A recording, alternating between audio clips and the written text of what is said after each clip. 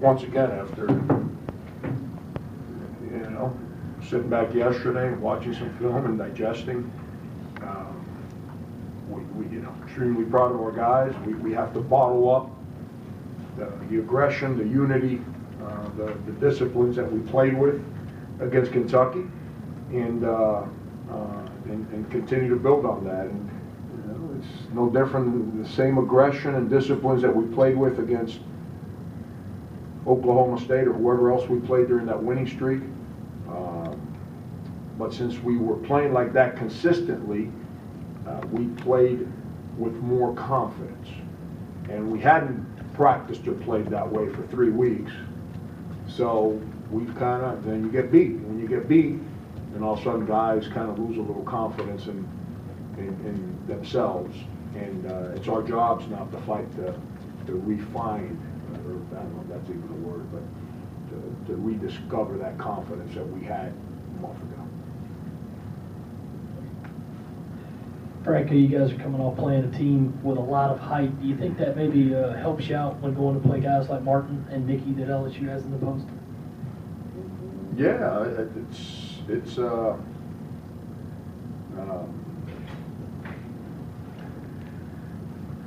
the problem with LSU is we played their height before, and going into the Kentucky game, we played other teams that had height, didn't have 6'11" guys or whatever they got.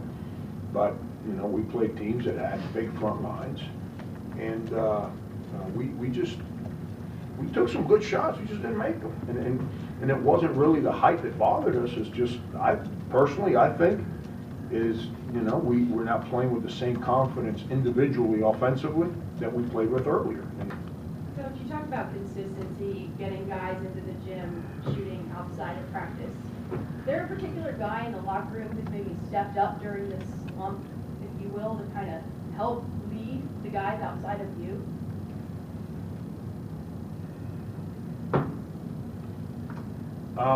We got several guys that want to do the right things.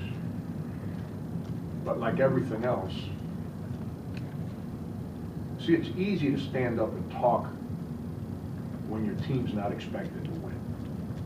When you line up every night, you lose 79-26, it's easy to get up and, yo, we got to do better, come on. But when your team's expected to win, and we created those expectations by the way we played earlier in the year, it takes responsibility. Now you got to be a real experienced man to stand up and say, yeah. And you're not saying that as a 48-year-old to 20-year-olds. You're a 20-year-old standing up and telling your peers that are also 20 years old in the locker room with you, going to the movie theater with you, going to eat a Burger King with you, whatever.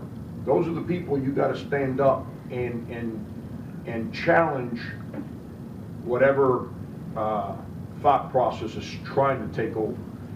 That's not easy to do unless you've ever been there before. And we went through it, and they're guys that want to do the right things, and that's why I continue to be confident and trusting in those guys in that locker room.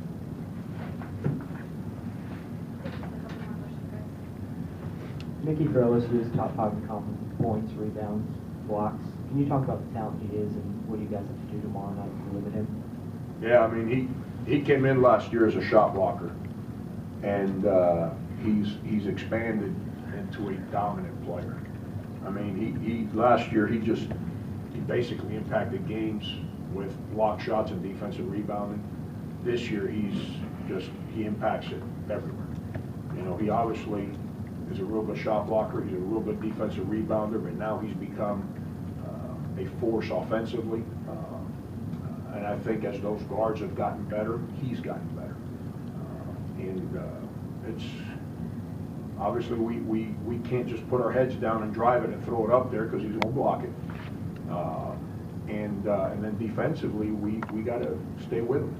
We can't let him go because he's making face-up shots. If you give him a step, he's so long and athletic, he's just going to jump over you and score at the rim. So we once again have our hands full with another NCAA basketball team from the SEC.